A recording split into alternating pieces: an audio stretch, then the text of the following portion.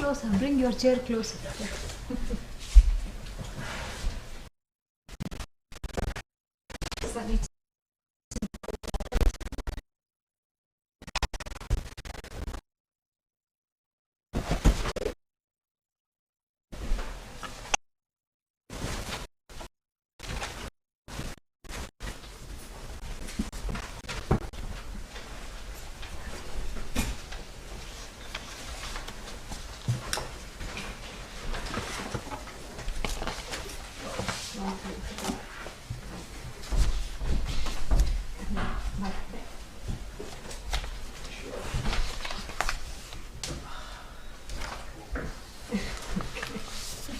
Pardon me.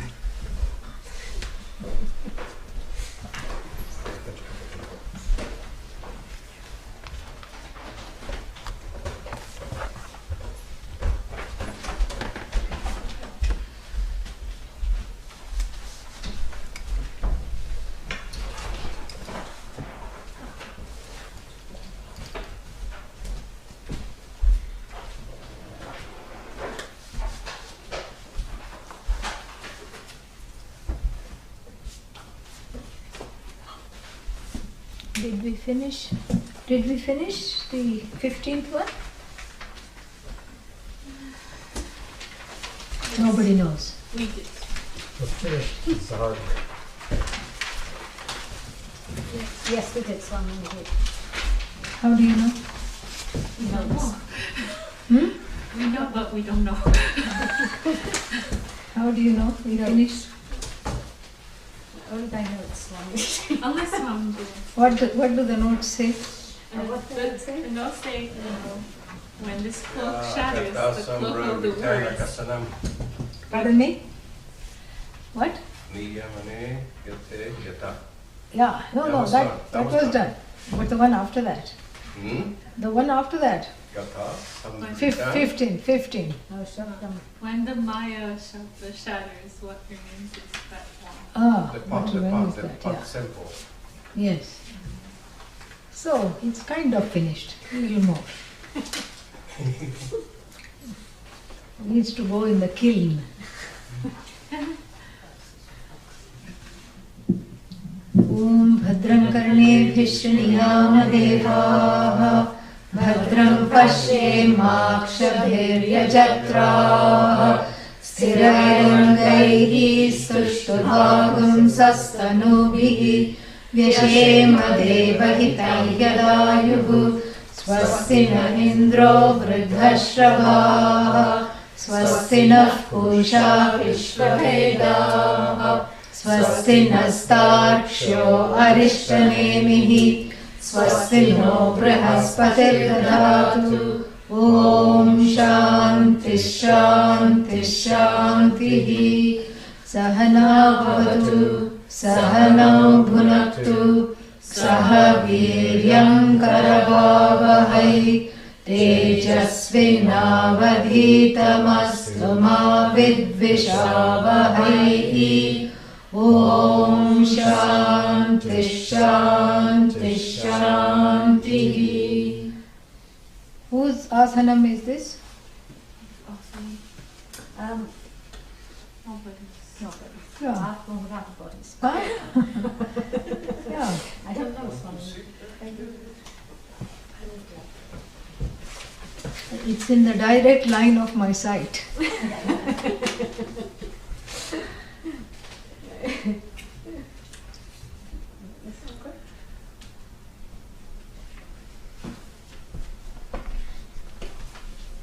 Start chanting from the beginning.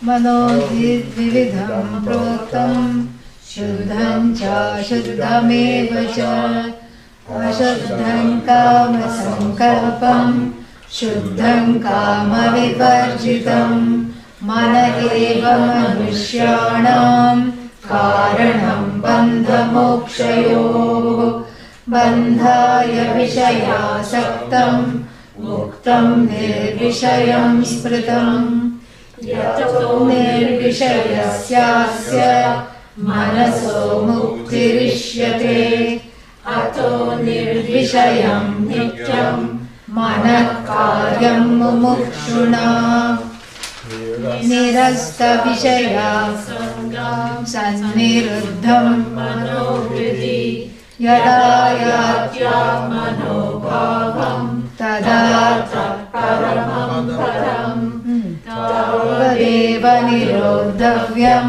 yavatritikatam shayam etajnanam cha jnanam cha tato shesho nyayascha vistaraha naiva chintyam na cha chintyam na chintyam chintyameva cha pakshapata vinirmuktam brahma sampadhyate tada Svarena sandhayet yogam asvaram bhavayet param asvarena nubhavena bhavo nabhavaishyate tatadeva nishkalam brahma nirvikalpam niranjanam tad brahmahamitti jnatva Brahma sampadhyate dhruvam nirvikalpam anantam cha hetu drishtanta varjitam aprameyam anadim cha yajnatva muchyate buddha. Next. Nanirodho Nirodho na chotpattihi sadhakaha namurshurna vaimuktaha esha paramarthata eka evatma mantavya jagrat sapna sushuptishu Stanatraya vyatitasya punarjanmana vidyate eka eva hi bhutatma bhute bhute vyavastitaha ekadha bahudha chaiva drishyate jalachandravat gata samritam akasham niyamane gate yatha gato niyetanakasham tata jivo napopamaha gata vidhakaram vidyamanam punah punaha tatpadnam na cha janati sajanati cha nityashah Shabdamayavritho naiva tamasa yati pushkare bhinne tamasi chaikatvam eka evanupashyati. Very nicely done. So, I told you that there were two meanings for the word pushkara. What were they? The one who pushes. Push karoti. No? The one who pushes is pushkara. Huh? What is pushkara? Huh? Space, one meaning. What is the other meaning? Yeah, see, it is the end of the course. We are having a final exam today. Yeah. Yeah, so that's why. Space. Another one? The one that nurtures. Spaced out. Blue lotus is called pushkara. Yeah. So, I told you the first one applies more, the meaning, because suddenly where this lotus will come from, correct? Yeah. And we were talking about space. Which space? Pot space. We were talking about pot space. Yeah, don't look spaced out. We were talking about pot space. And that pot space, you know, here, where is the pot space? Right here inside, okay? Yeah. See? You can see the space. So the pot space doesn't move when the pot is moved from here to there. Does the pot move? No. So the space, you know, pot moves? Yes. Does the space move? No. Space does not at all move. Space is stationary. Space is itself. Space simply is. So too, this Atma doesn't move. Body goes from here to India and back to, America, body has gone. The Atma has not had a plane ride because plane is Atma. That's the plain truth. And, the people in the plane are Atma. The sky in the space in which this space is traveling is also Atma. Everything is Atma. So, Atma doesn't travel. The body, mind, sense complex that houses this space, this spacious Atma, this accommodative, commodious Atma that accommodates everything. That's why it is likened to space. That, doesn't travel. Everything else may travel. We have seen that. And then, after seeing that, we also saw one more, that when the pot breaks, the pot repeatedly breaks, that is its nature, keeps breaking, When the pot breaks, does the space break? No, the space doesn't break. And also, the pot keeps breaking, but the pot doesn't know I lived before, now I have been recrafted as a pot. It doesn't know that, poor thing. So basically, this is what we have been seeing, and suddenly now, Shabdamaya Vritaha, Shabdamaya Vritaha, so covered in a net of words. Yeah, it's like fish net stockings, yeah. So it's like a net of words. What kind of words? Useless verbiage. What is verbiage? Verbal garbage. Verbiage. Yeah. That's all it is. Verbiage. Atma is this, Atma is that, it is finite, it is bliss, it is this. No, without understanding. So many concepts. And then, somebody says, I'm practicing, I asked this person, what do you do? I'm practicing soul retrieval. I said, what? It's not a dog, Here, puppy, come back, you can retrieve the dog that has gone away. It's not a puppy, soul retrieval. And I said, I hope you mean SOLE. That is possible, especially on the, train station in the Mumbai metro. Yeah, because everybody gets in in a hurry. You don't have to get in. People behind you make sure that you alight the train. Both ways. You don't have to come out, whether it's your station or not, you are ejected. And in the process of this getting in and getting out, sometimes what remains, you leave your souls behind. SOLES. The chappal remains behind while climbing into the metro. So I told this lady, I hope you mean soul retrieval, SOLE. No, SOUL. I said, how to retrieve something that is never lost? I was lost, okay? And, and then I was worried she'll try to retrieve me. So I asked a few more questions. And then she said, some people's soul is torn into bits. And one piece is somewhere, one piece is hanging. The Atma of this person in this life is hanging in the past life. And she appoints herself for a small fee of a few $1,000s to go back into this person's past life, time travel, and get that piece of SOUL and stitch it with some kind of thread. Of course, all this is invisible. It is purely Shraddha, okay? Belief, faith. And then what? Then that's it. Then after that, it's all over and the person feels whole again. This is a fish net. Yeah, you're caught in the net. That's what it is. So you have to be very, very careful of these kinds of nets, because the net total of this kind of teaching is that you don't go anywhere. Brahma na sampadhyate dhruvam. Dhruvam means certainly Brahman is not gained.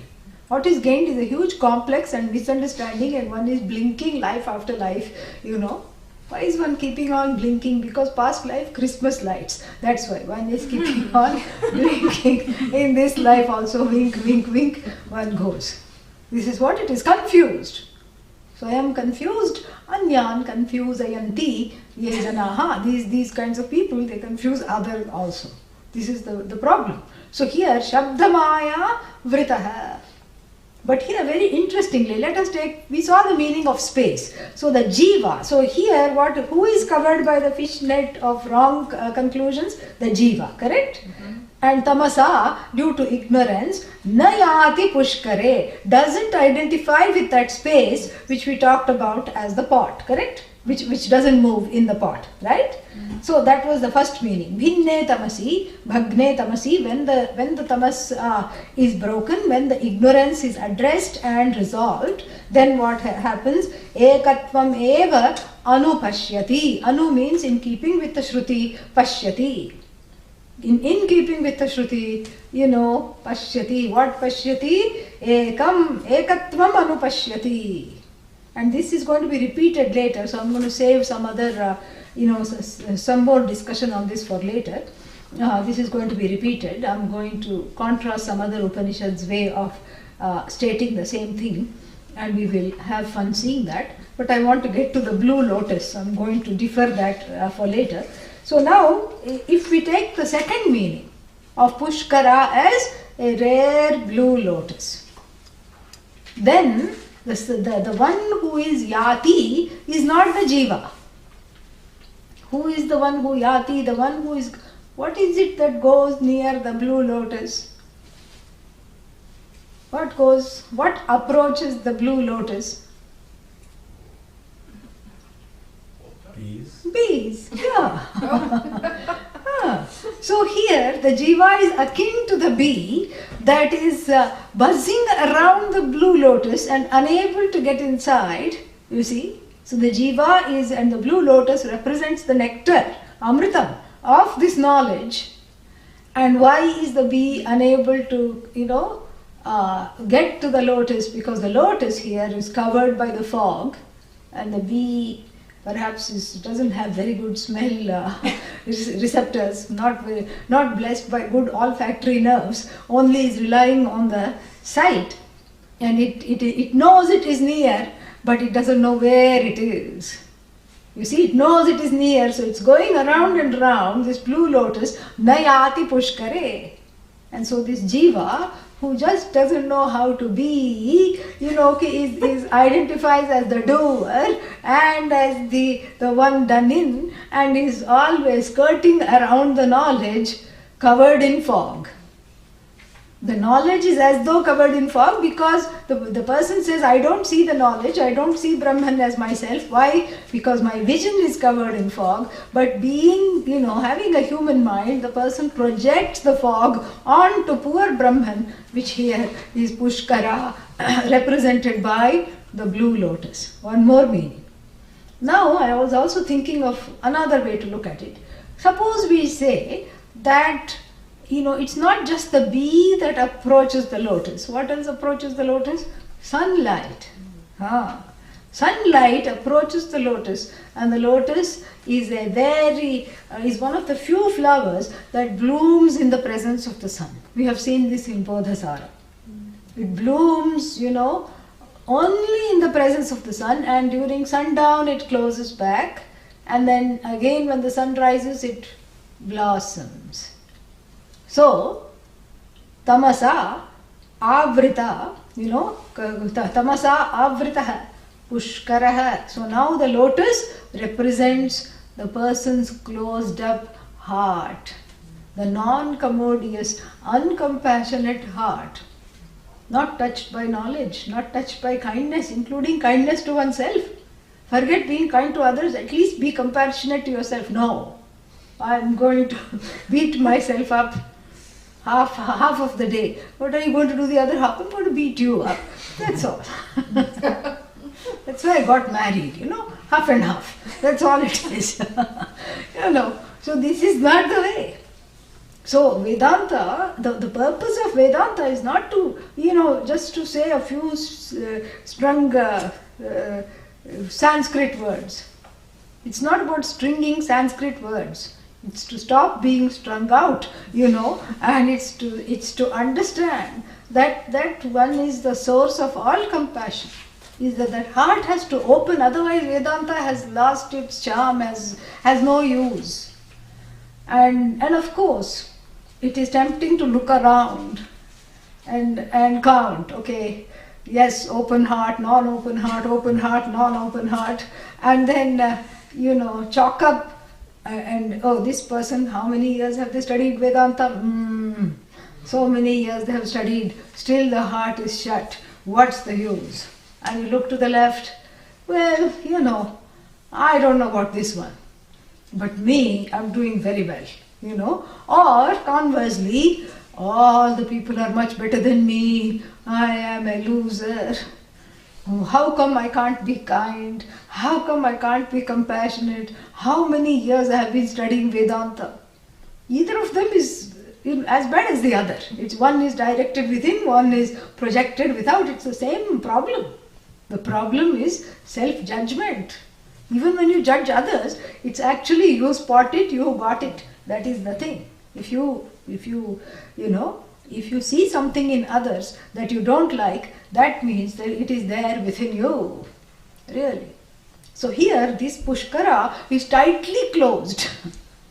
It refuses to open. Oh, maybe the sun has not risen. Sun has risen. Still it refuses to open. Why? Because it is surrounded by pollution.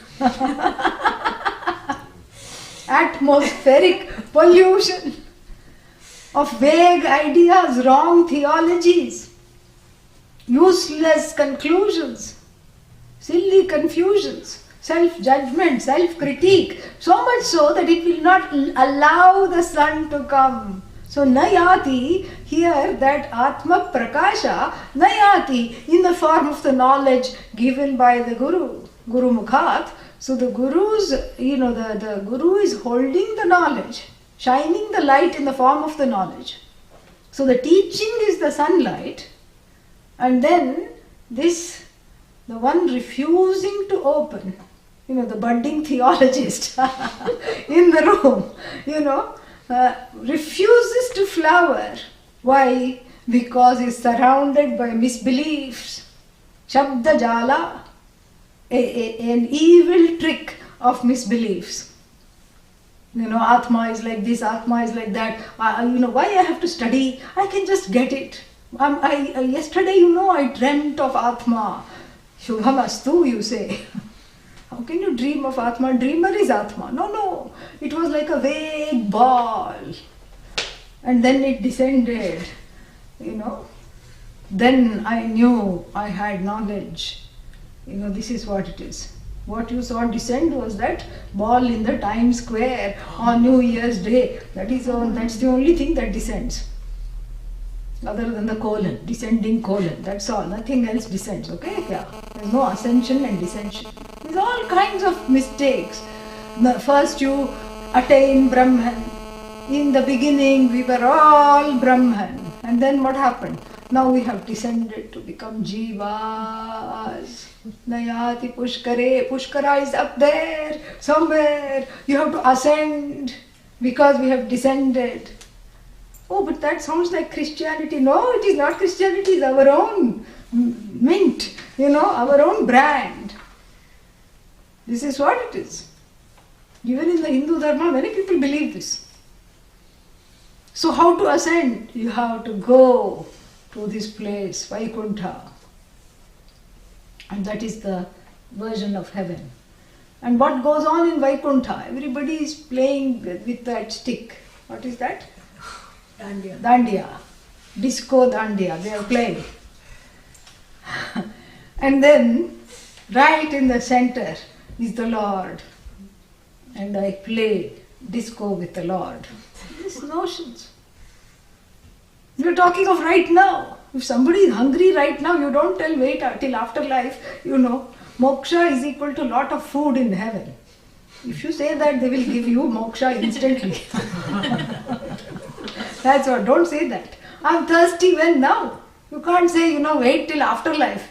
There is a lot of somarasa, divine wine, in heaven flowing. This is what it is. So the urge to be free is an uncreated desire, uncultivated, uncreated, and it's here now. And the solution is also here now. You don't have to go anywhere. It's right here, right now. And still, even though that being the case, this person is just this, budding Mandu is sitting there, won't open, won't, allow this, the sun of knowledge to shine and open the heart. Nayati pushkare. Why? Because it had enveloped in a personal fog of disbelief, misbelief, fears and tears. That fog has got to go. Yes, you have to defog and then let the thing come. So another slightly far-fetched meaning, but doesn't matter. This it applies. Okay. So now, bhinne tamasi, when what? Ekatvam eva pashyati, anupashyati. Anupashyati means according to the teachings in the Shruti. So how the Shruti teaches, that's what is there. Pashyati doesn't mean starts to suddenly see the Atma. There is no seeing the Atma. Pashyati means understands the oneness. Whatever one sees, yatra yatra mano yati, tatra tatra tava pada pankajam, sees only Bhagavan. Wherever the mind goes, the object of thought is what? The answer to every question is Bhagavan, okay? Yeah. Don't disappoint me now, yeah. So, the object of thought is what? Bhagavan. Subject? Bhagavan. The means of knowledge? Bhagavan. That's all. Everything is Bhagavan, and so that is what is called Ekatvam. And that Bhagavan is me. Who am I? Bhagavan. Everything is Bhagavan, and therefore this darshanam. So this is what is darshan. Darshan is not one, watching, seeing the other. That's just what is that? Interim darshan. Yeah, what you have at the temple actually mimics what is going on in the head. That's why you shouldn't go to the North Indian temple. South Indian temple is temple. Yeah. Go to Madurai, go to all those places. That is what is temple. And what do you see there? You have many passages, and then the sanctum, dark. And in fact, there will not be any lights, these fluorescent and all, it's not there. Because that's harmful to the stone. That's how they have been able to survive for so long. And so, it's all dark. And then you don't know what goddess Meenakshi in Madurai, what she is wearing, which sari, you don't know what jewelry, you don't know nothing. Something is there, you know that. You're standing and some small little excuse of an oil lamp. Everything is dark, walls are dark. The deity is made of black monolith stone, granite. Pujari is also dark, coming from South India. You don't see anybody. Yeah. And then suddenly the camphor light. And the camphor light, you're supposed to light up the whole deity. And then you say, she's look at the parrot on her shoulder. Look at how beautiful she is. Oh, you are in awe. And that same awe is right here.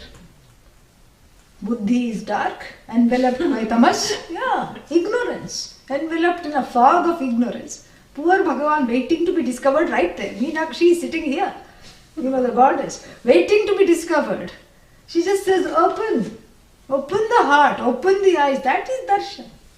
The darshan is that Bhagavan that you seek is your own swarupa. You have to see it. And to see it, you need the chashma, upanetram, the glasses of Vedanta. That is pramana vishaya, pramana vichara. Okay? Yeah. Yeah, it is very beautiful. So, next one.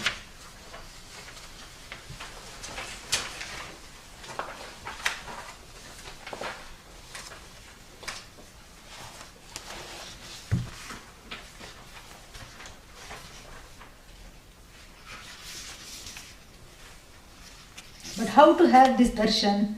Go back to meditation is the advice in the next one. Shabdaksharam param brahma. Shabdaksharam param brahma. Tasmin kshine yadaksharam. Tasmin kshine yadaksharam. Tadvad vinaksharam dhyayet.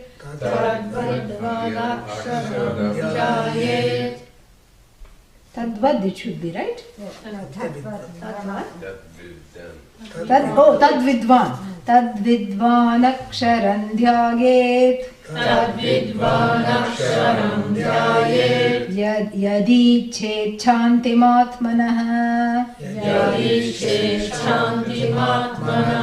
Yeah. So, how to let go of the fog? How to let go of the fog of the ignorance which is gift wrapped in wrong words? That is the fog. So, how to let go of that? Go back to upasana. What is upasana? Meditation. Yeah. So, what was the upasana given before? Omkara upasana. And we had a long discussion of that.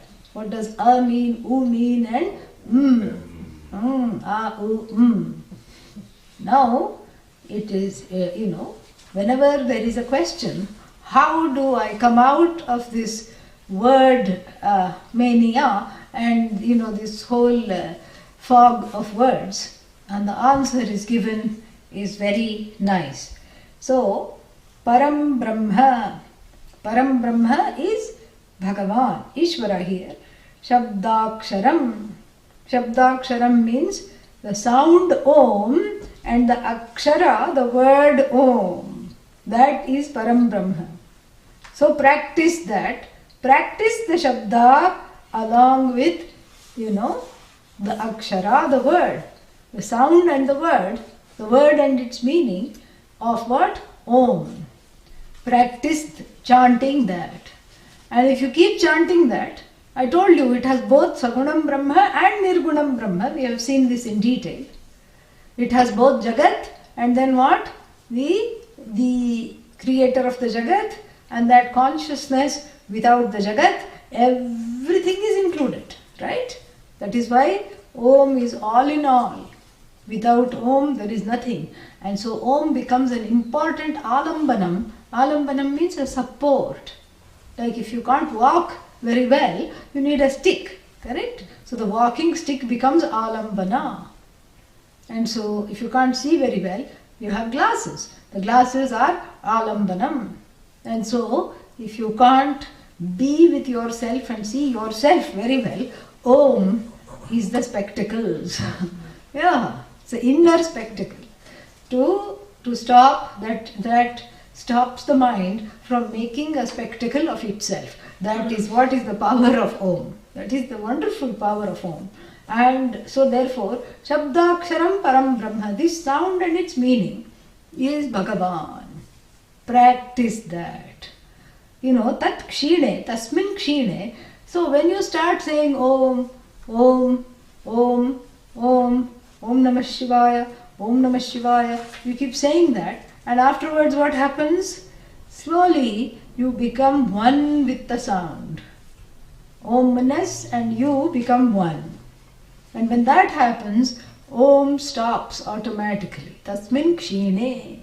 When the sound stops, when you stop hearing the mantra, then what? Yad aksharam. There is a pun on the word aksharam. So, aksharam here means the word Om is called aksharam. Correct? Why is it called aksharam? Because it doesn't, what is that? Aksharam means here the words, not even the words, the syllables are called aksharam. Because they don't come to an end, because they are the basis of language. The language can change, the meaning of certain words can change, certain words may be out of whatever, but the syllables that make up the words remain. So they are called aksharam. So the first aksharam is indeed Om, correct? So the Om, how you see it, how you write it, all that is there, the meaning. So that Om, that sound and its meaning is called aksharam, that word. And the second aksharam is the imperishable, you. Akshara, naksharati iti akshara. That which doesn't decline is you. Very interesting. So you go with the, with the word Om, that is indeclinable, literally, You don't say Om, Omau, Omaha. There's only one. Omam, Omau, Omaha. Yeah. Unless you are from Omaha, then it's a different thing.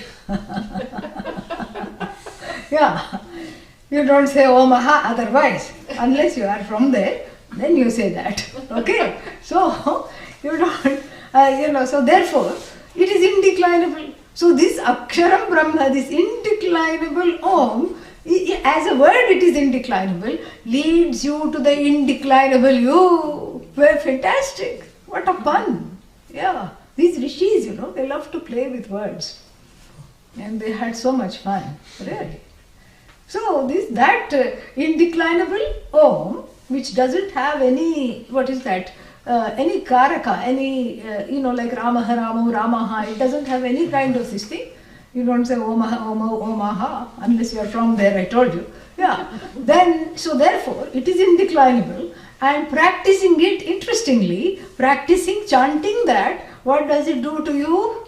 You, quote unquote, discover yourself as indeclinable.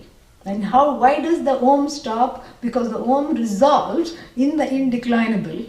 The indeclinable Om, resolves in the another indeclinable, which is you, which you up till now declined to know. Yeah, this is what the whole thing is. It's fantastic. What a lovely verse. So then go back, it keeps taking us back. This is very much an Upanishad that is very contemplative in its nature. Because whenever anybody has a doubt, what should I do now? Okay, I'm caught in the words, in the maya of words. Where should I go? Go back to Om. That indeclinable will kindle the interest for discovering yourself as indeclinable. Tasmin kshine, and kshine means when the chant stops. Oh, that's easy enough. Om, Om, Om, Om, Om, Tat Sat. Okay, enough. I have stopped it after the fifth chant. No. That is a deliberate, what's the word for it? It's a artificial stop. We are talking of something, not a stop, but a resolution.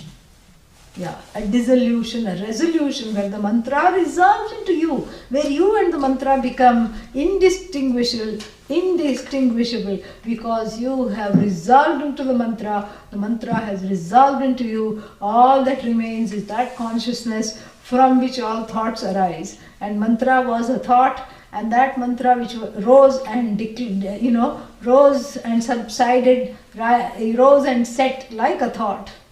Now completely set. Astameti, what you don't, set, but the mantra has, resolved into you. And then what? You alone are. And who are you? Vidwan, the one who has completely internalized the knowledge. That's why I say listening to Vedanta is waking meditation, because the same thing is happening. The knowledge vritti, you are one, is going, and then what is that? It is resolving into you. It's resolving into you, and it is making you discover the meaning of you. So therefore this is also a meditation. And then after class you sit down and say Om a few times, and I already told you the caveat, attach something to Om. Yeah. Om Namo Bhagavate Vasudevaya, Om Namo Narayanaya, Om Dum Durgayai Namaha, or Om Namah Shivaya. And if you say just Om, then what will happen? You will become what is called Ubhaya Bhrashta. Ubhaya Bhrashta means neither here nor there. That's not a very comfortable situation. Yeah. Should be fully in whatever you are. Yeah, that is what it is.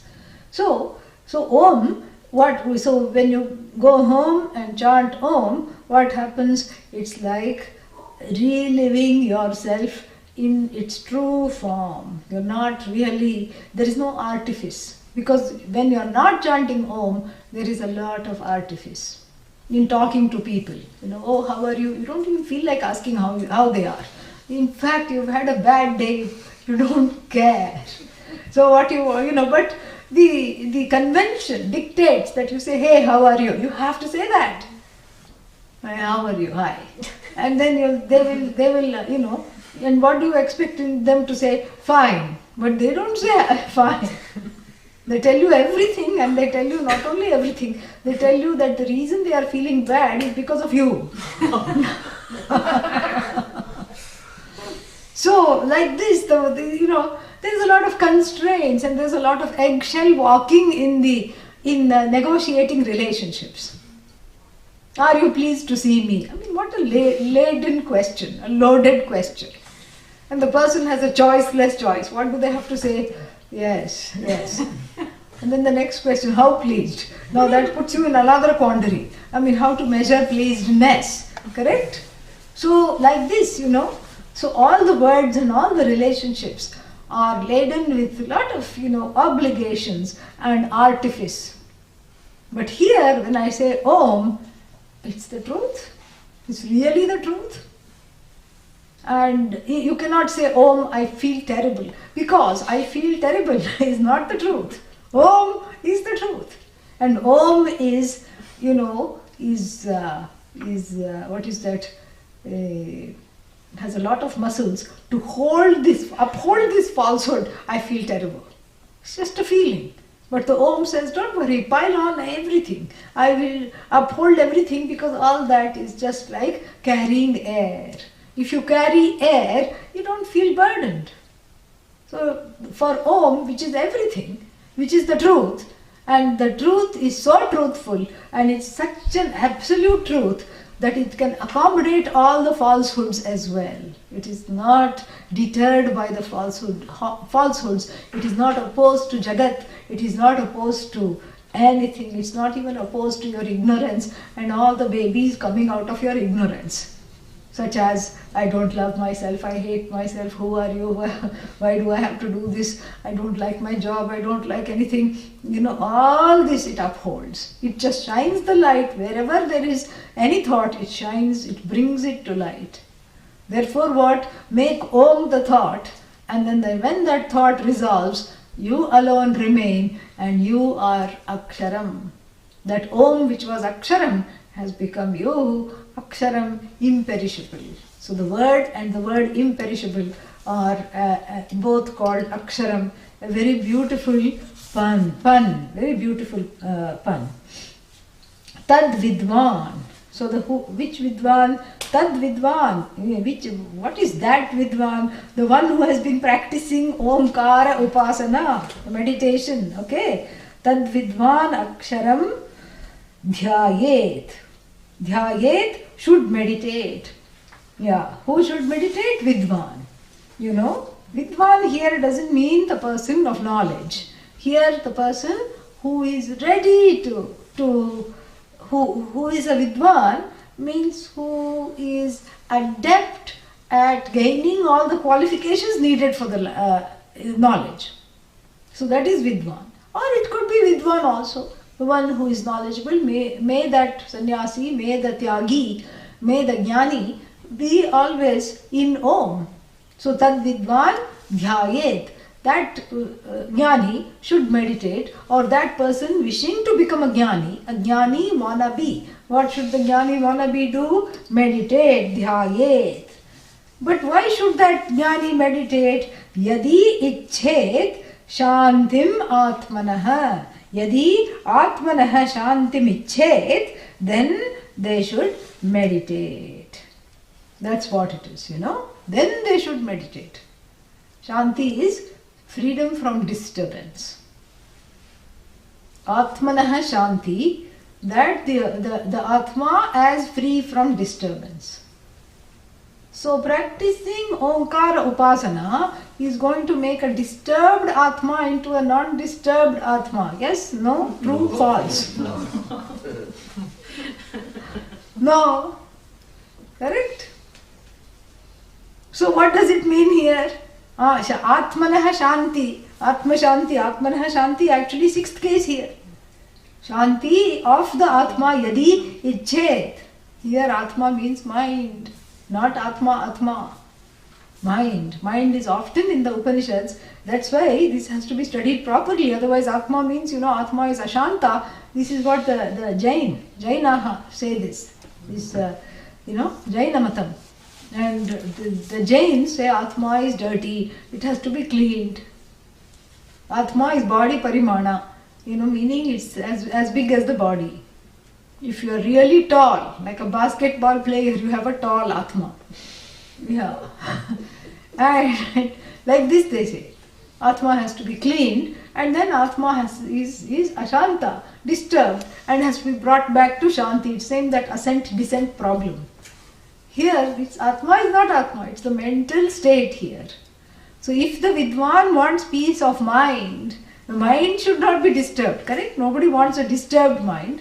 Then yadi ichet, if the person who is studying this wants a mind that is free of disturbance, because this Upanishad is focusing on a mind, on gaining a equanimity and a mind free of disturbance right from the start.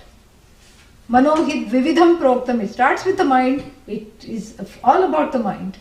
And so here, if you want a mind that is free enough to pursue this knowledge and to really become a Vidwan, please meditate. You must meditate on Omkara. Then you will understand this Pushkara business. Then you will understand everything that was said before. And not only that, you will understand what is going to be told now.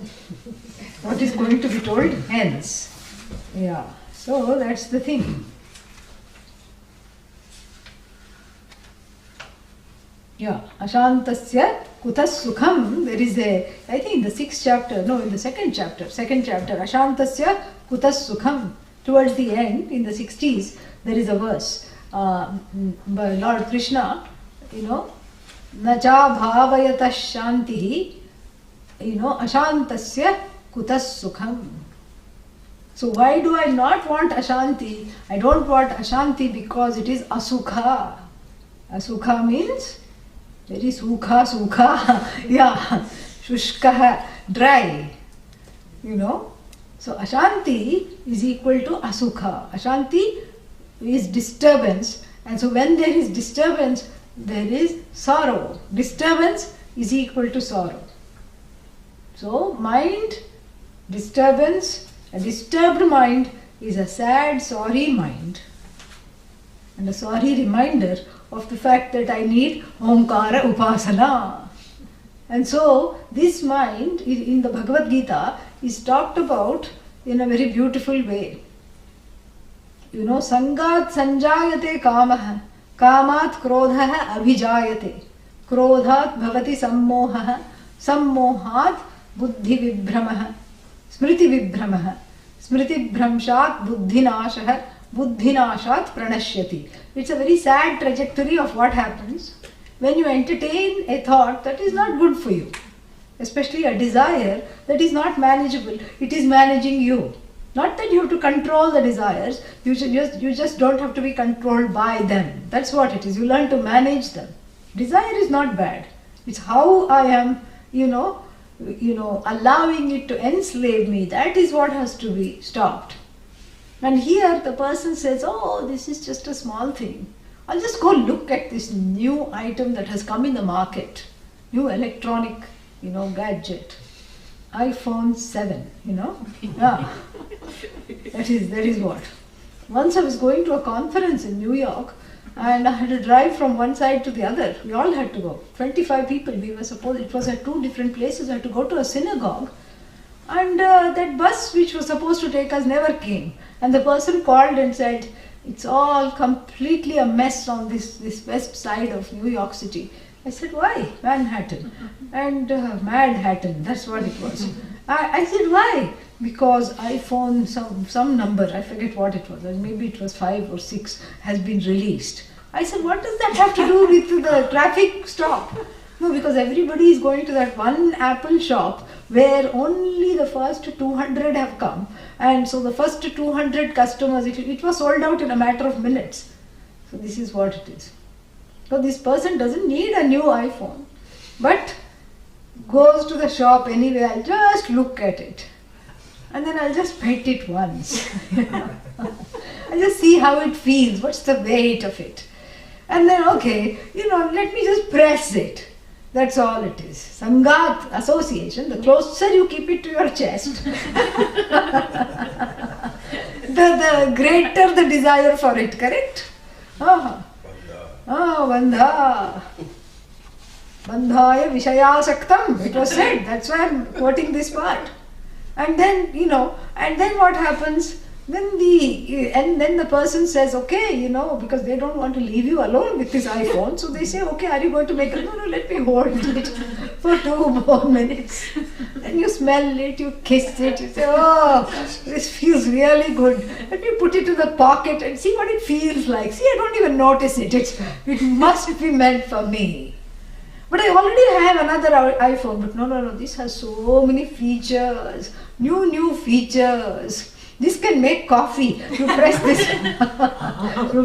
button, hot coffee comes, Yeah, straight away. And then, this is just, it has all kinds of things. It's bigger, it's better, it has more features. And by now you have said, oh, it's all in installments. Because, these people who are there to sell things, they were not born yesterday. And they are just there to catch hold of bakras, who come to the shop. Bakra here means sheep flock mentality. Everybody has come, They do what the other people are doing. They just know how to imitate.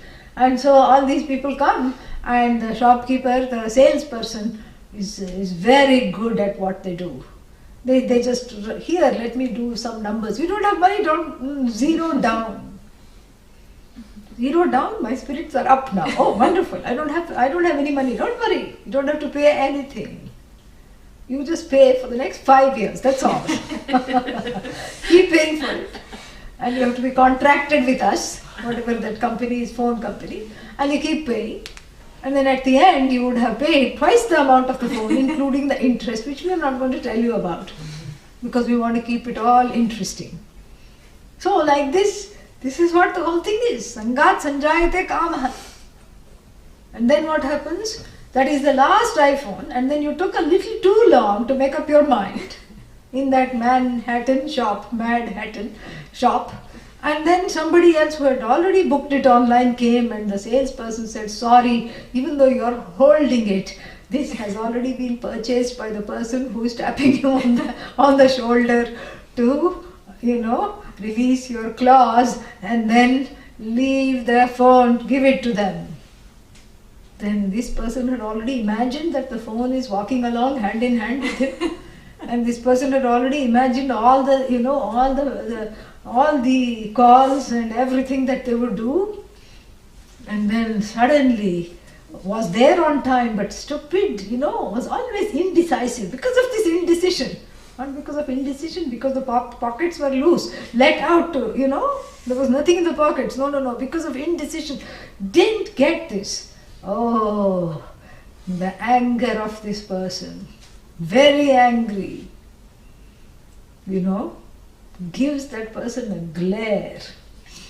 The one, and then says in his mind, next life you will be a 4-footed creature. No human birth for you because you've taken the phone, from my paws. How could you do that? Just because I paused for a few minutes, you just basically snatched it from me.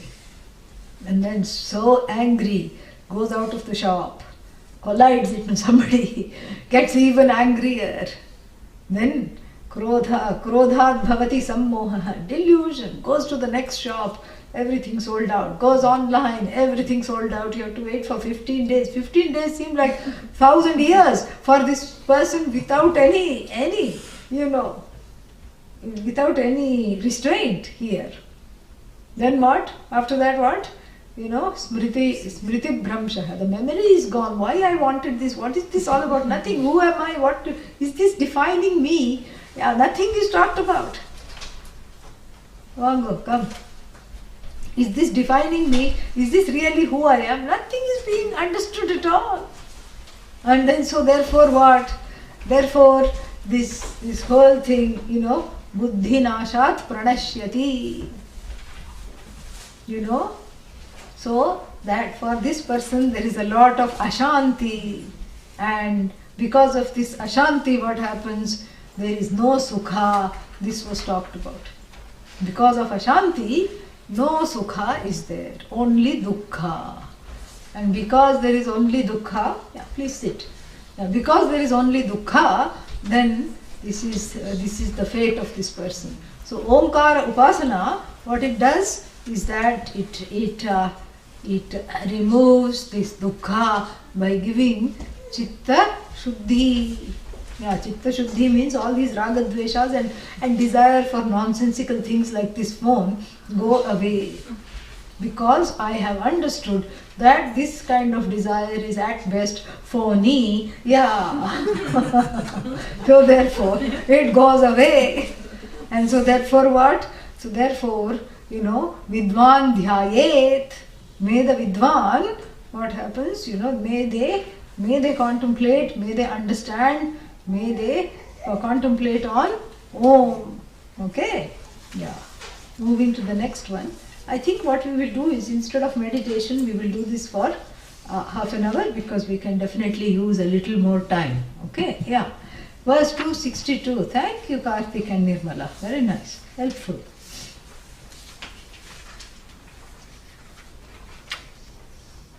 So that is what it is. Tad vidvan aksharam dhyayet. So may one focus on the imperishable as the truth of oneself. Yadi icchet, if one wants shantihi atmanah, peace of mind. Peace of mind here is defined as what? As freedom from ragadveshas, nirvishaya, vina asakti. Vishaya sangha is not there. For such a mind, which was described in the first verse, how to get that is through the practice of meditation. Next one. Dve vidye veditavye tu. Shabda brahma paranchayat. Shabda brahmani nishnatah.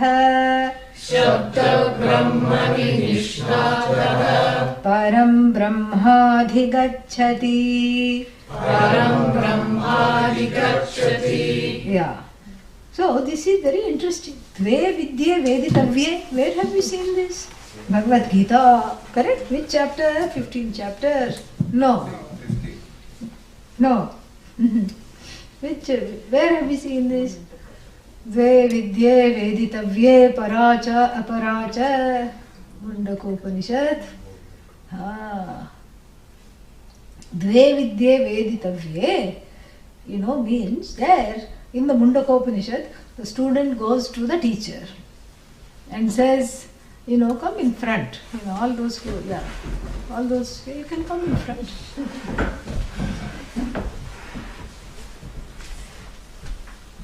So, Dve vidye veditavye is a part of a conversation between the teacher and the student, and the teacher here.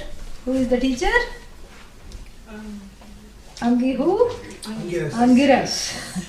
Angiras. And who is the student? Shaunaka. Very nice.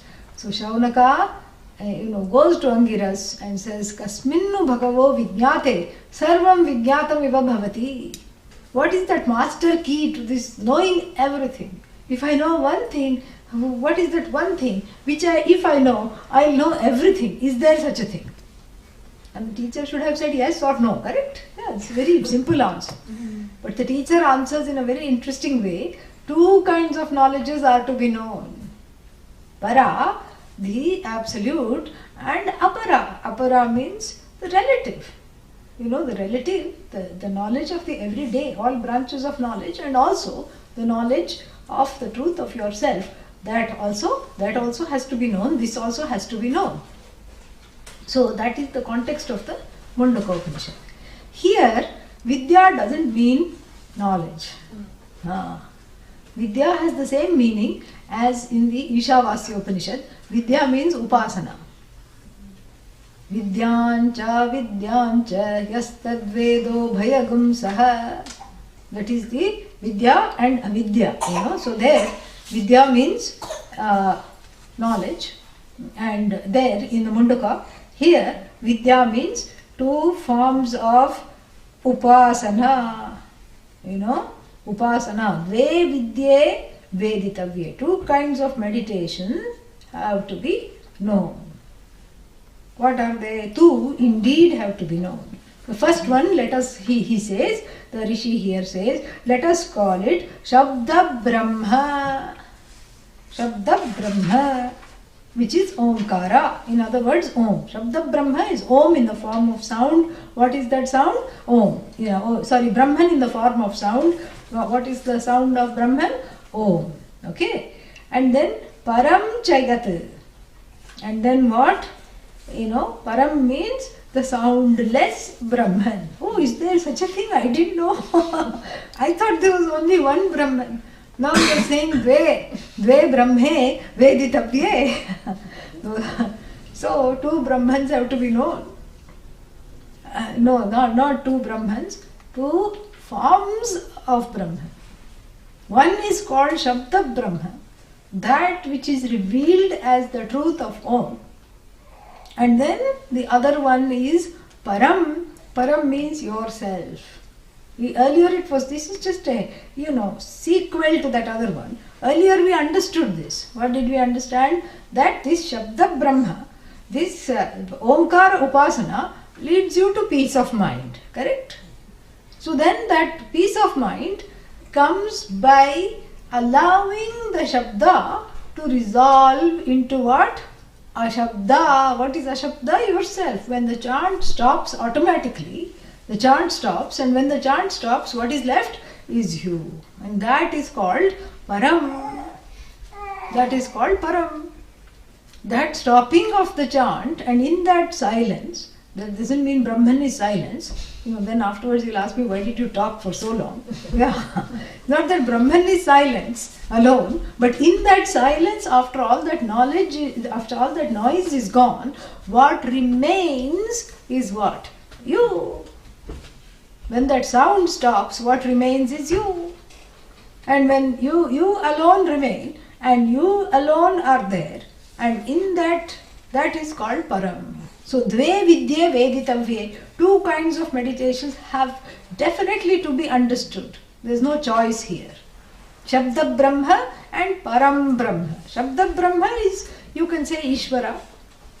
Ishvara means, along with all the attributes, Brahman, along with the so-called attributes of Sarvajnaha, Sarva Shaktiman, Sarva Vetritvam, Sarva Vyapi, Sarva Bhutantaratma, all that. So the one who is endowed with the qualities or attributes, as it were, of omniscience, omnipotence, all pervasiveness, all might, everything. So this is what is called Ishvara. Ishvara, who is everything. That is just that same consciousness, that same presence which you call I, wrapped in glitter. That's all it is. You are wrapped in brown paper, that's all. The jiva is like the Eugene presents, in presents in Eugene, never gift wrapped. Yeah. Newspaper and straw, or a brown paper bag, and you cut that out. This is Oregonian. Yeah. This is how it is, it's all organic. Everything is organic, correct? Yeah, so like this. So Bhagavan is the store-bought, special custom-made gift wrap. All shiny, golden glitter with a bow. This one is wrapped up. This jiva is that same conscious presence, that same Brahman wrapped up in a torn newspaper. That's all. That's all it is. Newsprint is karma, okay? All the karmas, prarabdha, they have to, Bhujyatam, that they have to undergo in this life. That's the newsprint. All the memory from other lives coming, correct? So that's what it is. So that is the jiva, and then Bhagavan is that same conscious presence, that same consciousness wrapped differently. Upadhi is different. That upadhi is wrapping. It's just a wrapping. So Bhagavan is wrapped nicely and the jiva is just a wrapper. Yeah, that's all it is.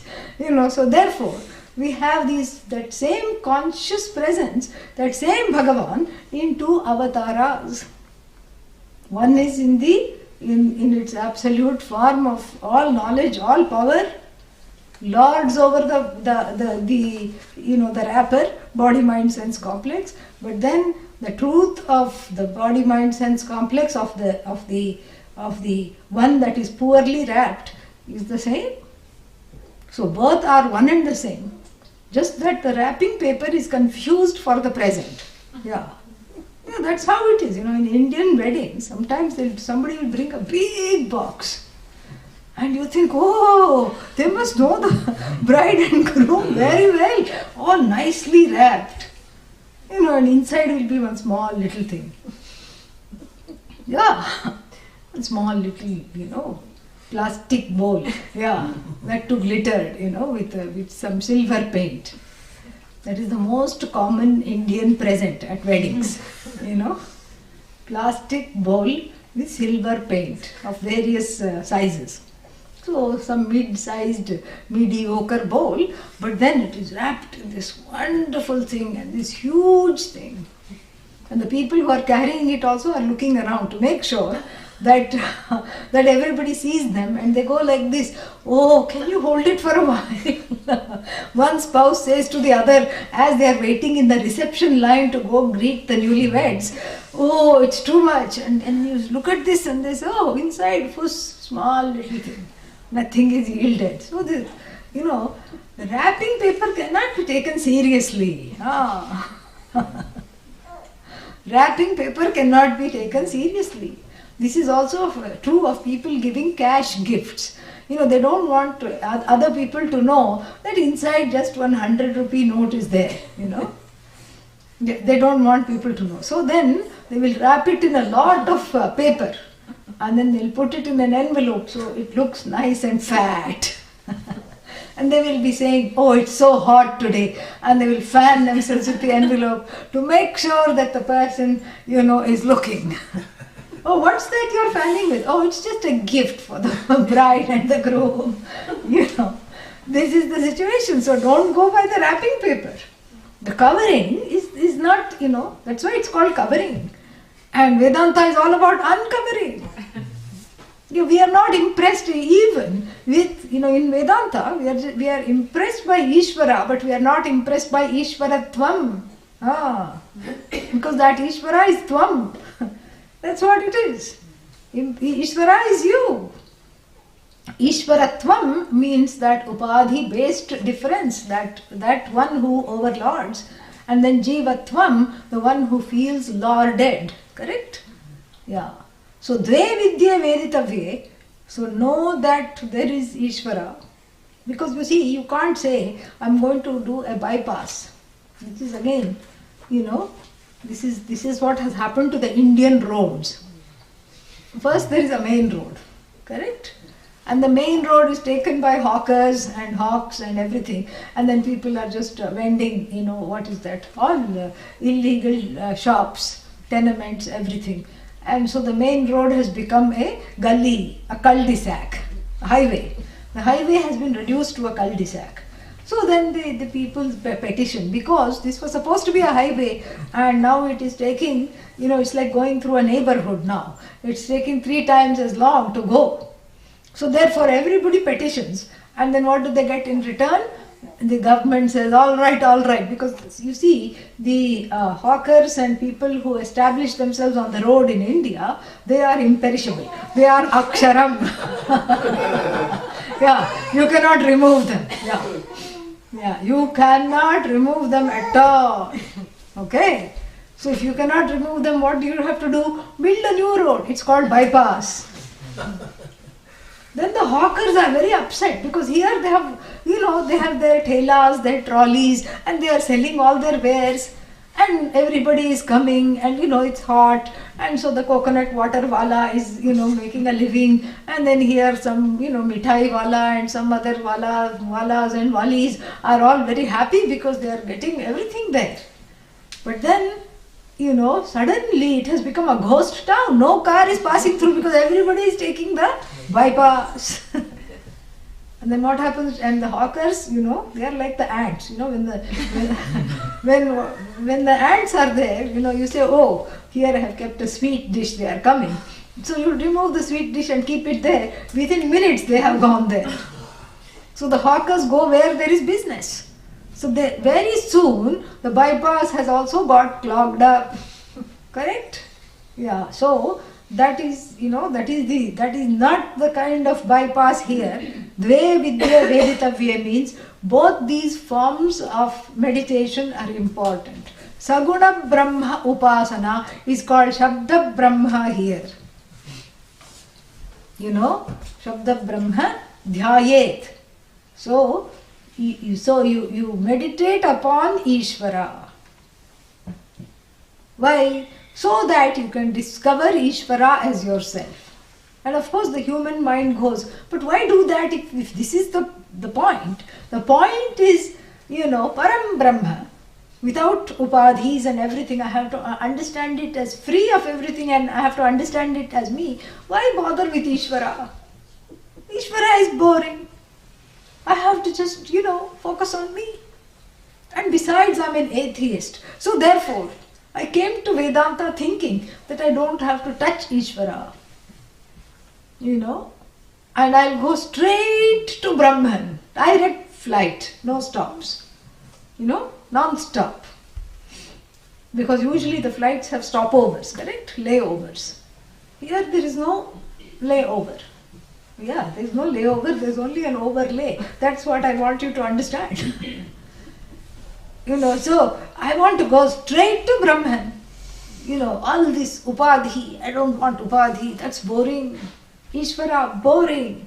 And what I want is just pure Brahman. Pure consciousness. Pure awareness.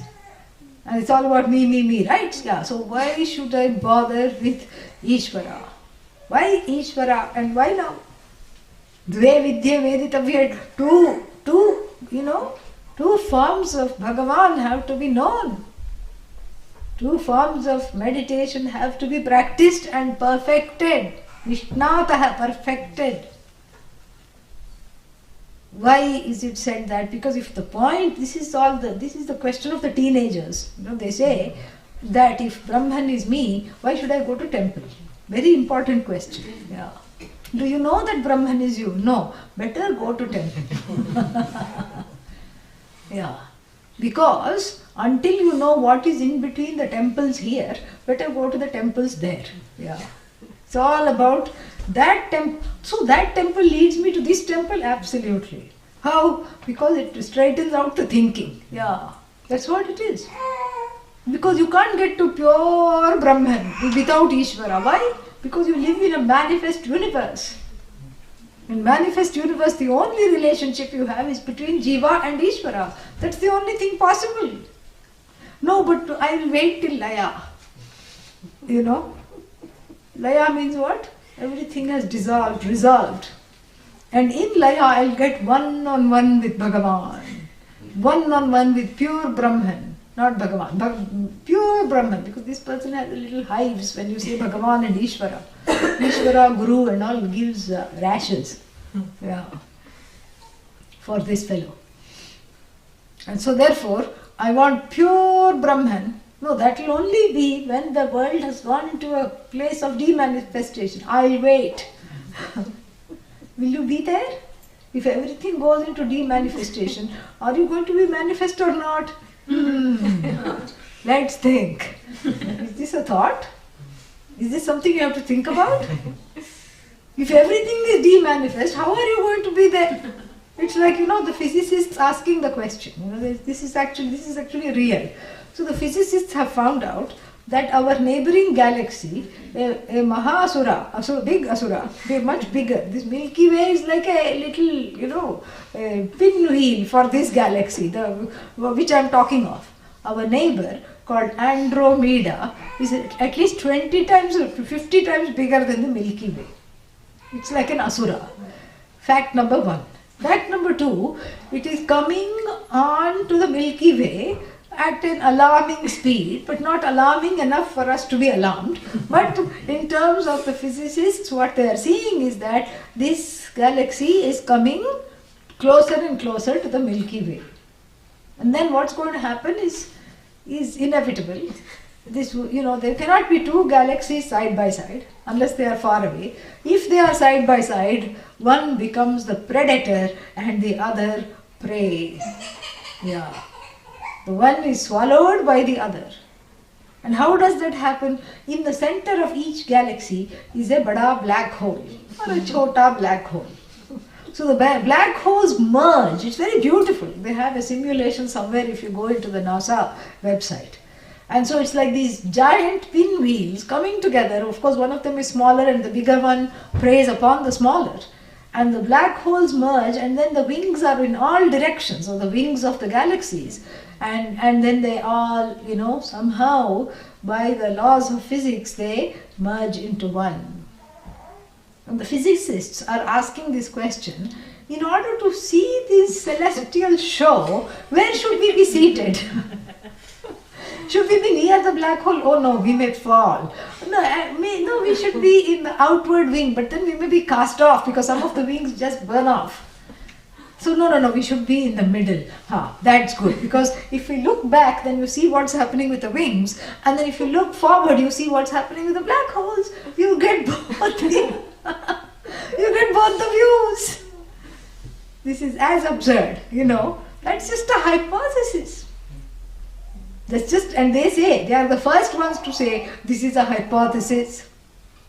Why? Because, first of all, it's a matter of inference and assumption where the solar system is located in the Milky Way. That also they don't know. Is it on the wing? Is it close? Is it near the center? We don't know. It's all an assumption. And how that Andromeda, will the black holes collide first or will the wings, collide first? That also we don't know. And everything will be destroyed, of course, but we don't know anything. But then we are saying, where are the box seats to enjoy the best, highly paid seats, This is just speculation. Just like the other speculation, what happens if you fall inside the black hole? Where time and space are not there, okay, you will never age. Fantastic, that's good. But then the other theory is that time and space are not there, but by the time you go to the what is called the event horizon, the surrounding area of the black hole, it's a blazing, it's a blazing inferno. And so what falls in is a pakoda, not you, it's a fried crisp. That's all it is, because it's not you anymore. And then there are some people who say there are 2 realities. One part of you is there in one reality, and the other part of you sees this one part falling in to the black hole. Both are all kinds of possibilities, but those are just mere speculations, as absurd, as delightfully absurd as this naive person saying, I will become one with Brahman, I will wait for Brahmavidya to become one with Brahman when the laya comes. Like the elephant who says, I have somehow got up on the tree, I'll wait for autumn to come, I will sit on a leaf and wait for autumn to come, and that's how I will get down from the tree. Not happening, okay? So why? Because we live in a manifest universe. The only form of Brahman that is available happens to be Ishvara. Oh, too bad, I was enjoying Amrtabindu Upanishad. Until today I had a good time. Too bad. The only form of Brahman is this. No, but I am also available. Yes, but you have to know this. Are you happy being who you are? Well, no. I honestly no.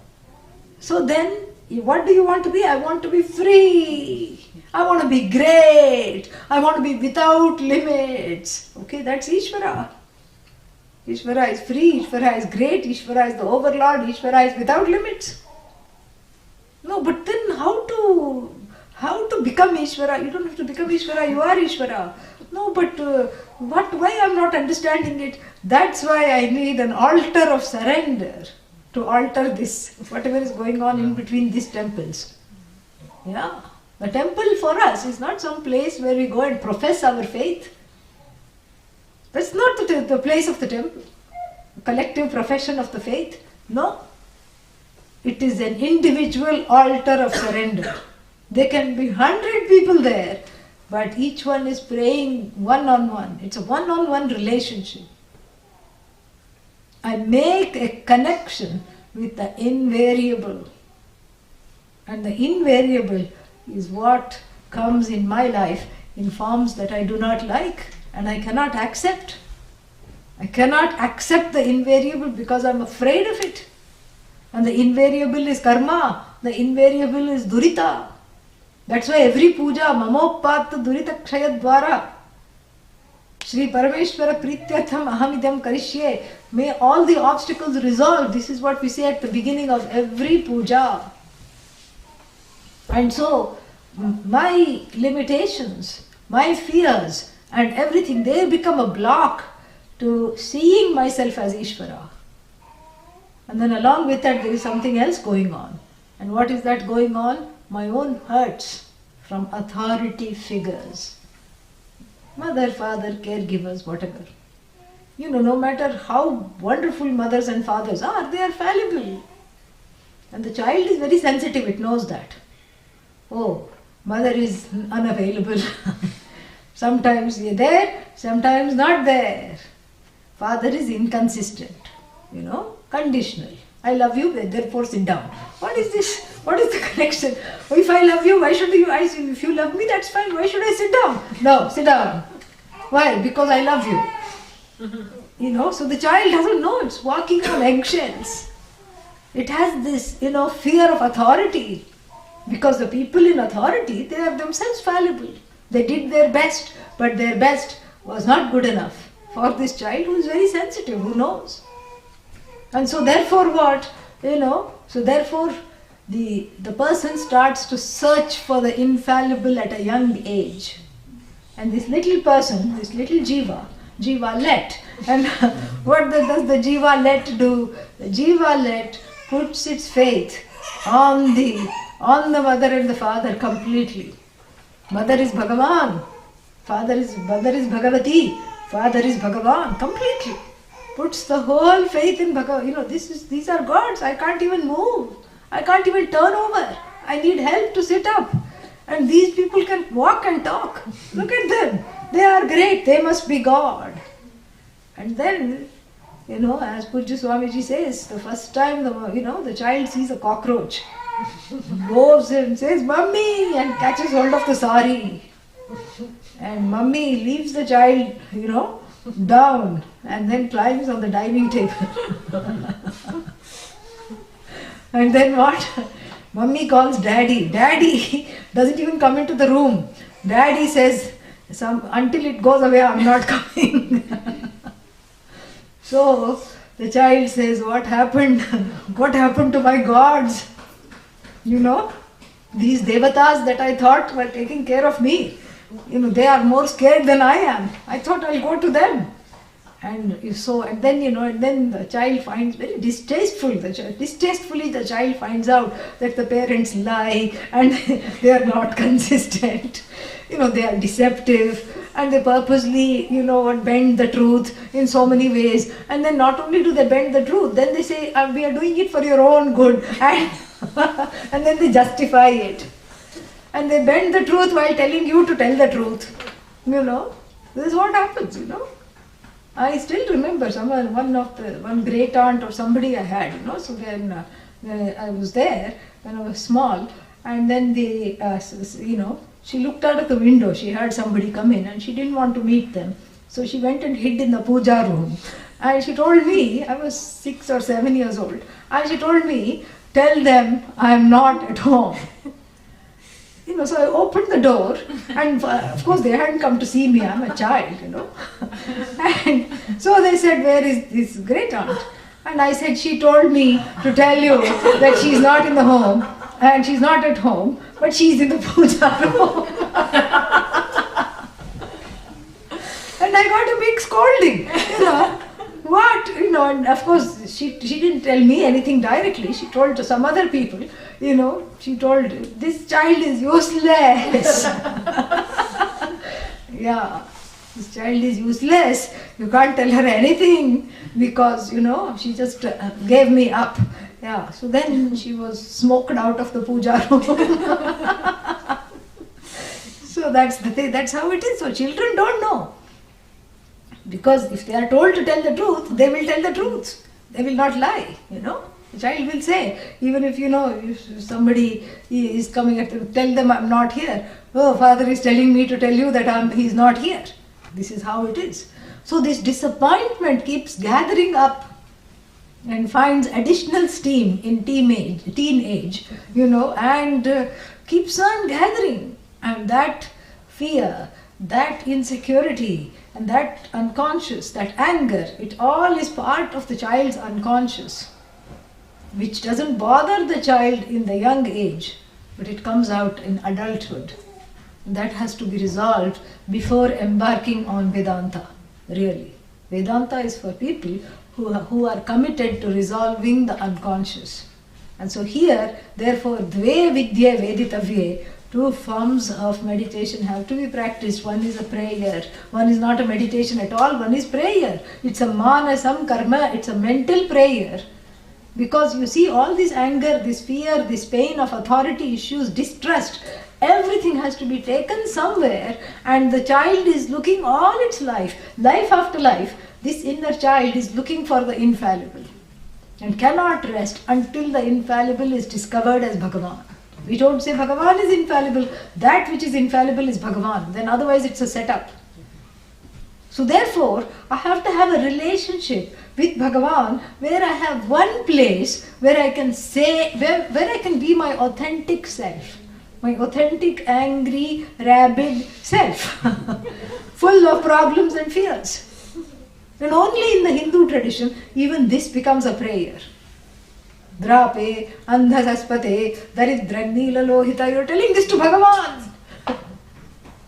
Oh, you idiotic one. Oh, you the one who impoverishes all of us. Oh, you the one who is giving me bad karma. My own karma you are gift trapping so badly and giving me. How dare you do this? It is a prayer. Because that anger directed properly, becomes the Ishvarized anger is prayer. So Ishvarize your emotions, that is prayer. When something is Ishvarized, even the worst negative emotion, if there is one, when it is Ishvarized, what Ishvarized means what? See it as part of the order. It is the order. Given such a background that this child will feel this way in adulthood, it's part of the order. And psychologists will tell us that. So that order I respect and invoke the maker of the order to give me a little bit of freedom from this order. In fact, recognizing the order itself gives a lot of peace and freedom of mind. And I lay down my resistance next step. First I recognize the order, and then I recognize myself in this order. I recognize the inevitability and the absoluteness of this order, that this is how it had to be. This is my parentage. This is who I married. This is the kind of children I have. This is what it is. And it is okay. Why? Because this is what it is. What it is cannot be what it is not. So what it is only what it is. So it is okay. It is okay with me. That is the resolution. And until that resolution, better practice Shabda Brahma. Here Omkara Upasana in the form of Ishvara. Omkara representing Ishvara. Shabda Brahma is the first Vidya that should be practiced. And then what? Then Shabda Brahma and Param. Shabda Brahmani Nishnataha. Nishnataha means what? Perfected. The one who is adept. The one who is skilled or adept, or the one who has perfected, prayer, understanding Bhagavan, resolving the differences in Bhagavan, and then what? Parabrahma adhigacchati. Naturally gains the truth of oneself as, as the ultimate. Naturally gains the truth of oneself. So which one should I practice first? Definitely Shabda Brahma. This is not this is not rocket science. Very, very basic. So, Shabda Brahmani Nishnatah Param Brahma Adhigacchati. Adhigacchati means definitely goes. How will I understand this Brahman as myself, this Ishvara as myself? Because when the Ragadveshas are offered as the flowers on the altar of surrender at the feet of the Lord, then what happens? There is Svachhata in the mind. The mind is swept clean of all the bats of doubt and despair, the cobwebs of distrust, and the fears and tears of stalactites and stalagmites in this guha. Just like Meenakshi's sanctum Lord Meenakshi's goddess Meenakshi's sanctum sanctorum. And just like this dark, the cave is full of ignorance. But then the surrender to Bhagavan outside, what happens? It lightens the cave. Yeah. And then it also gives enough punya to take one to the knowledge, to the teacher. Even if you are living in North Pole, you will be able to take the classes. Yeah, like that. It makes the classes walk into you rather than even you don't have to search for it. And then, there is a saying, when the student is ready, the teacher appears. The teacher doesn't appear, the teacher was already there. I just didn't look up because I was not ready. When I was ready, I saw the teacher, you have come. The teacher says, I never went. I was always here. You discovered me now. Teacher doesn't come or go. Teacher is. And when you are ready, the teacher is discovered. And so that's how the whole thing is. So Shabda Brahmani Nishnatah Param Brahma Adhigachet. Very important to remember that this Param Brahma, the Brahman without wrappings, is not something that happens automatically. It's not that it is gained through meditation. Meditation is the auxiliary method of gaining this. It's not the primary method. It is through meditation one gets Chitta Shuddhi, Chitta Nischalata. Chitta Shuddhi, all the fears, authority issues, etc. are gone. Raga Dveshas are gone. Chitta Nischalata means the steadiness and the readiness for the knowledge has come. Then the knowledge takes place. Then you say, I am that Param. So first you have to unwrap that big gift. You have to unwrap that wonderful shiny wrapper. First you have to look at the wrapper and express your wonder at how big it is. And you have to surrender to that wrapper. Oh, you are so adorable. And look at me who is praying to you. I'm full of tatters and you are the best thing there. And that's how you first surrender and make peace with Ishvara. This is called settling accounts with Ishvara. Because you can't settle accounts with everything in the Jagat. Even starting with your parents, Especially Indian parents, they are made of stern stuff. You go to the Indian parent and say, oh, you spoilt my life and you did this, because this fellow went to America and, learnt a few psychological, terminologies. You spoilt my life, you did this. And the Indian parent will not get, it's very difficult to guilt trip an Indian parent. Indian parents say, so what?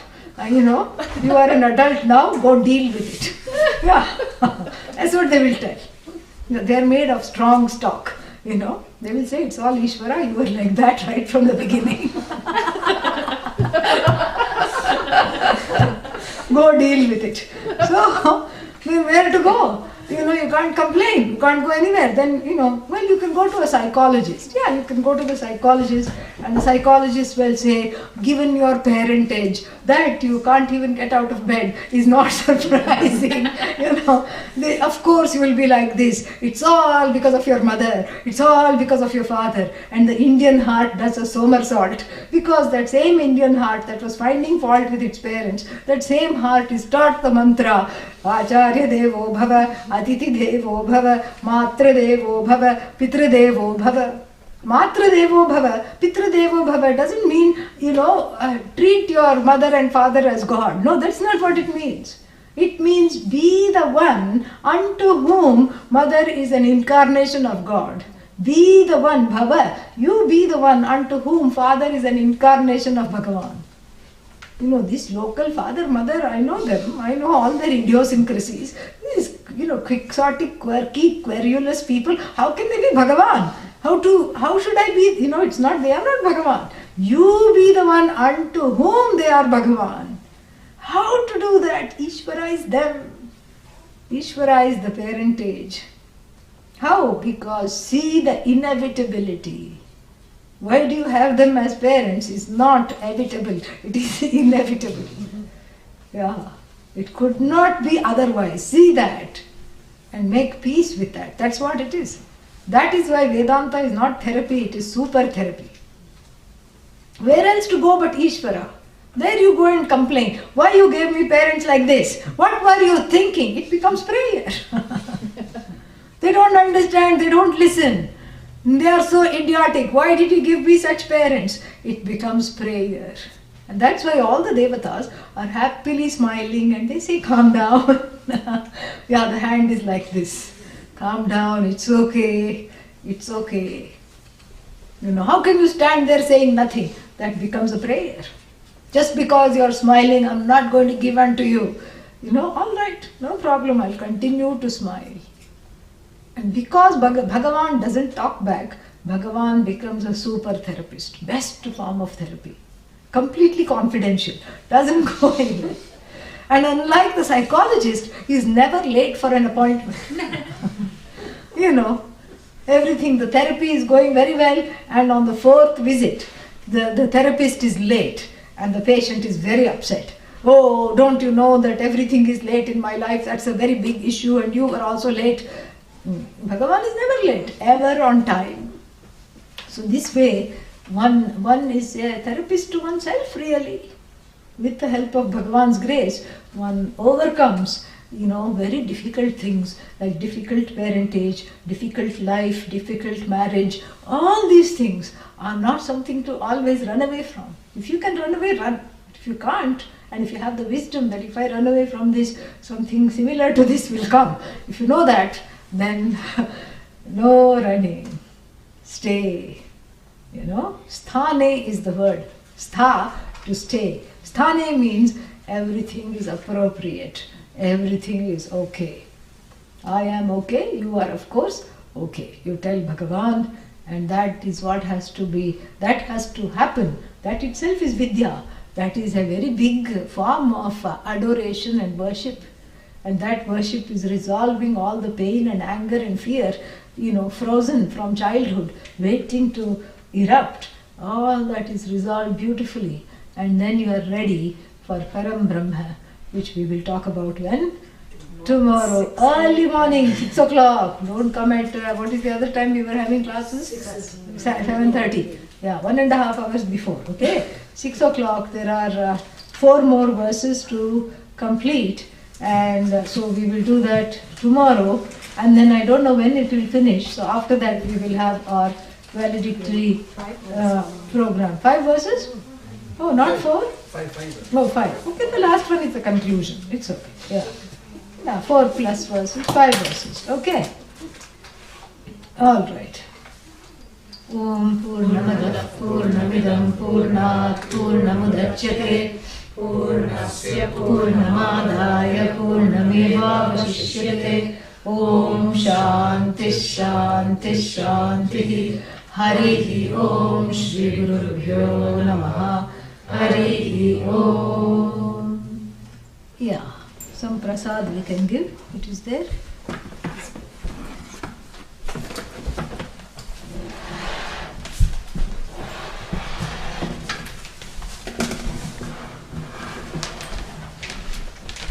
Oh, come. Thank you.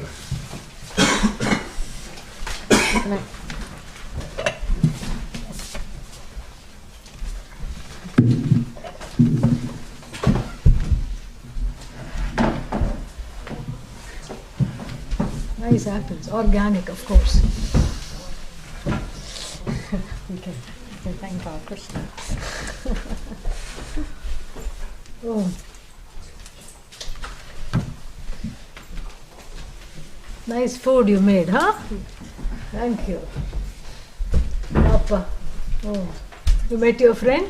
Yeah. Very good. Come. Come.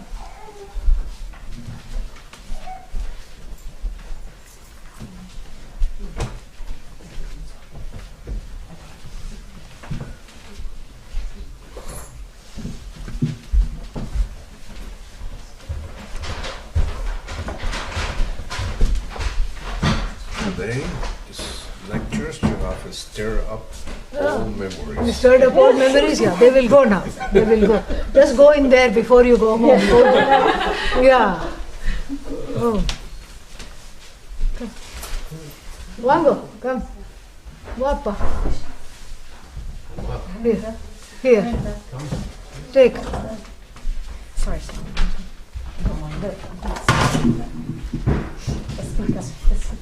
Turn it over. Who are you? I'm Shiva's sister. What's your name? My name is Sita. Sita. Wonderful. Welcome. He's my husband. What is your name? Krishna. Wonderful. Come. We have two Krishnans visiting. Come. Come, Shiva. Come. Home. How are you, both of you? Excellent to meet you. Yeah. And what is the baby's name? Sai Advait. Yes, I'm going to see if he come to me. Will he come? Yeah. Yeah. Oh, let other people also see him. Yes, let people see Sai. There he is. There he is. Say hi. Say home. Yeah, do you see yourself? Yeah. There. It's a visiting scholar. Yeah. Yeah. Who's that? Is that you? Is that you? Yeah. Hmm?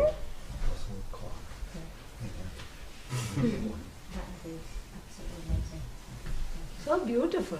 Very calm, peaceful. Peaceful baby. Okay, now only. Now only. It's going to change from now on. I hope not.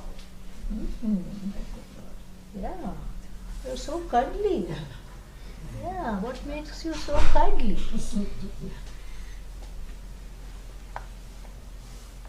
The answer was Bhagavan. You said to everything tonight. Exactly. Delicious, huh? Yeah, you can't eat my hand. So comfy. Very comfy. What a smile. Very cute. So glad that you both are here. Yeah, it is. Yeah, now you both are in Eugene? We live in Portland. You live in Portland. Yeah. How lovely. Wonderful. So he works in Intel and she's also got a job now. Where? Intel. Intel also? Yeah. Perfect. Lovely. We actually moved to San Francisco. So You we moved to just- San Francisco? Yeah. Oh, when?